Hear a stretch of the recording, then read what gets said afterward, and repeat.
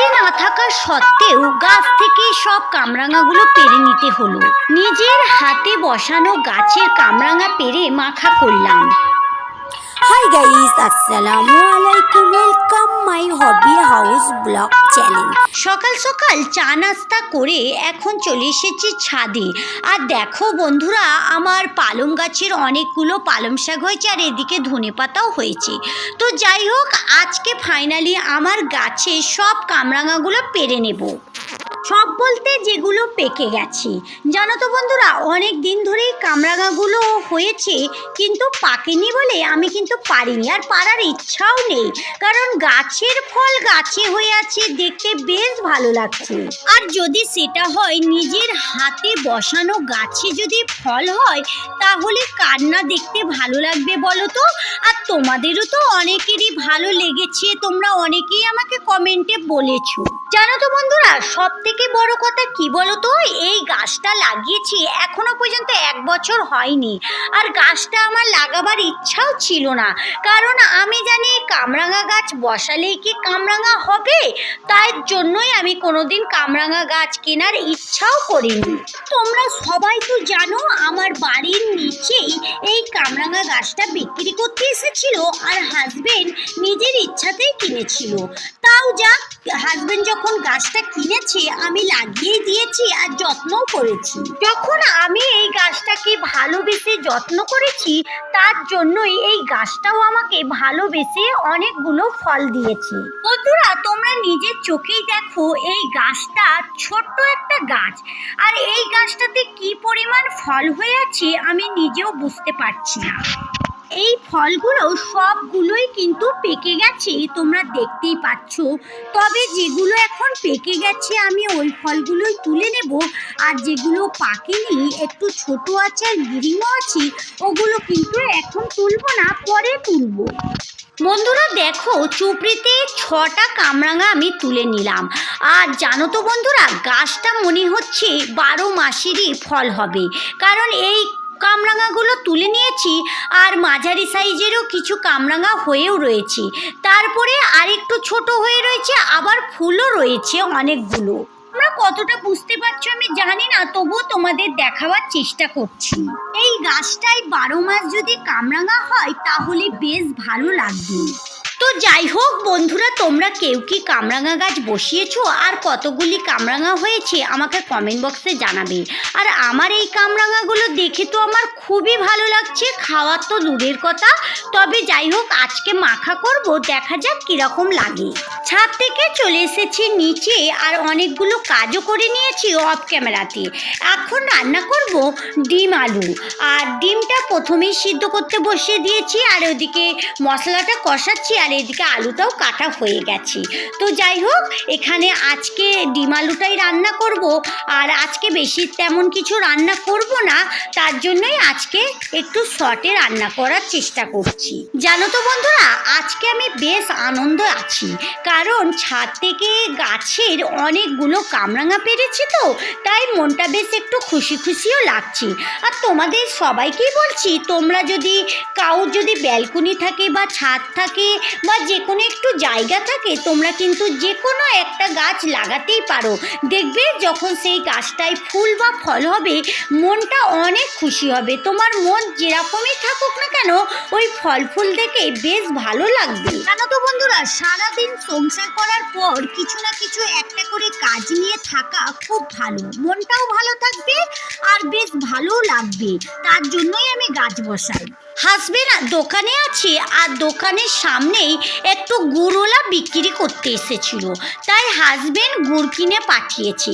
দেখো, খেজুরের গুড়, বেশ গুড়টা ভালো ছিল।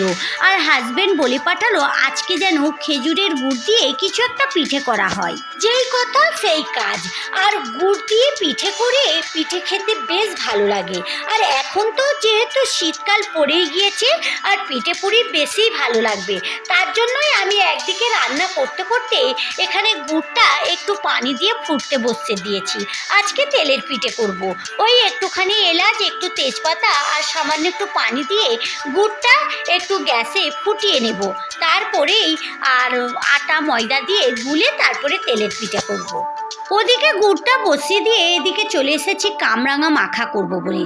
আর কামরাঙাগুলো দেখো বন্ধুরা, একদম টাটকা সতেজ কামরাঙা, দেখতে বেশ ভালো লাগছে। আমি কিভাবে কাটবো নিজেই বুঝতে পারছি না, কারণ কামরাঙাগুলো মনে হচ্ছে সাজিয়ে রেখে দিই, তাও খেতেও আমার ইচ্ছা করছে না।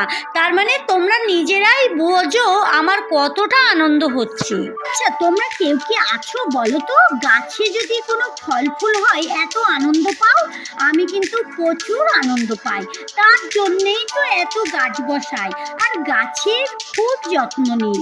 জানো তো বন্ধুরা, একা হাতেই সংসার সামলায়, বাচ্চাদের সামলায়, তার মধ্যেও গাছপালাও সামলায়, তার জন্যই এত ফল ফুল হয়েছে। এবছরে শীতের তেমন কিছু গাছ বসানো হয়নি, তো এই কটা গাছ বসিয়েছি, তাই এই গাছগুলো আমাকে অনেক ভালোবাসা দিয়েছে, তাই আমার মনটা এত আনন্দ। আগের বছরে অনেক শীতের গাছ বসিয়েছিলাম, তো যাই হোক, এখনো পর্যন্ত কি গাছে কি ফল ফুল হবে তাও আমি এখনো বুঝতে পারছি না। তো যাই হোক, এই কামরাঙাগুলো একটু ভালো করে ধুয়েও নিয়েছি, নিয়ে একটু একটু করে কেটে নেব। তবে কামরাঙাগুলো দেখে মনে হচ্ছে খুব ভালো লাগবে খেতে, তার জন্যই কামরাঙাগুলো দেখো বন্ধুরা বেশ হলুদ হয়ে গেছে, আর মনে হচ্ছে বেশি টক হবে না। এমনিতে শুনেছি কামরাঙা খাওয়া খুবই ভালো, আর কামরাঙায় যেই ভিটামিনটা থাকে ওই ভিটামিনটা আমাদের শরীরের পক্ষে অনেক উপকারী ভিটামিন। তবে যাই হোক, কামরাঙাগুলো অত স্টাইল দিয়ে কাটতে পারছি না, যেরকম পারছি ওইভাবেই কেটে নিচ্ছি। তো তোমরা দেখো বন্ধুরা, কামরাঙাগুলো দেখতে কিন্তু অনেক ভালো লাগছে। আমার কিন্তু কামরাঙাগুলো কাটতে কাটতে মনে হচ্ছে তোমরা যদি প্রত্যেকেই আমার সামনে থাকতে, তাহলে একটা করে পিস তোমাদের হাতে ধরিয়ে দিতাম। তো কি বা করবো বলো বন্ধুরা, ক্যামেরার পিছনে তো আর তোমাদের দিতে পারবো না। তো যাই হোক, এই কামরাঙাগুলো কেটে আমরা সবাই মিলেই খাবো। তো ছেলে মেয়ে তো খেতে ভালোই বাসে, হাজবেন্ড কিন্তু কেনা কামরাঙা খায় না, এটা খাবে কি বলতে পারি না। শাশুড়ি মা খায়, শাশুড়ি মাকেও দেবো। কামরাঙাগুলো সবগুলোই কাটা হয়ে গেছে, আর কামরাঙাগুলো এইভাবেই কেটেছি। আর এখানে দেখো কামরাঙাগুলো একটা বাটিতে আমি ঢেলেও রাখছি। তো এখানে বেশি তেমন কিছু মশলা দেব না, সামান্য একটু সব কিছু মশলা দিয়েছি। ওই একটু ধনে পাতা কুচি করে দিয়েছি, একটু বিট লবণ দিয়েছি, সামান্য একটু জিরে মরিচ গুঁড়ো, একটু চিনি আর একটু লঙ্কার গুঁড়ো দিয়েছি। তবে কাঁচা লঙ্কাটা দিইনি, বাচ্চারা খাবে তো তাই। দেখো বন্ধুরা, কামরাঙাটা মাখাতে মাখাতে আমার জিভে জল এসে গেছে। তোমাদের কাউর কি জিভে জল এসেছে বলো তো? তো যারা খেতে ভালোবাসো তাদেরই জিভে জল আসবে, দেখতে দারুণ লাগছে। সবাই মিলে খাবো। ওদিকে কামরাঙাটা মাখা করে এদিকে চলে এসেছি, ওই যে তেলের পিঠা করব, ওই পিঠাটাই এখন একটা মানে ব্যাটারটা গুলে রাখবো। তার জন্যই জানালা দিয়ে এখানে একটু রোদ এসেছে, ঠান্ডা তো প্রচুর পড়েছে, আর এই রোদেতেই বসে এই পাখান পিঠের মানে গোলাটা গুলে নেব।